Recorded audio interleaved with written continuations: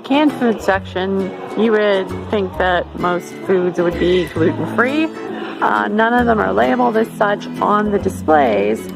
Hunt's, however, does say gluten-free right on their packaging. So if you are ever in doubt, you can always check that. Of course, another place where people take for granted that because it's canned, it's gluten-free is the tuna. And that is a common fallacy.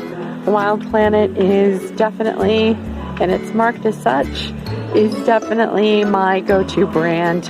I'll be honest with you, I do buy it at Costco, but it's not marked gluten-free on the can, but it is gluten-free. Let me see unless they changed it. No, they haven't. But any Wild Planet brand item is gluten-free.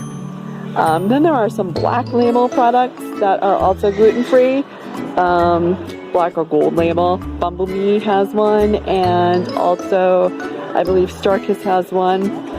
Here we go. The Bumblebee. And if you're wondering why these other ones are not gluten-free, it's because they're actually in broth. They say water, but it's broth, so go figure how they get away with that.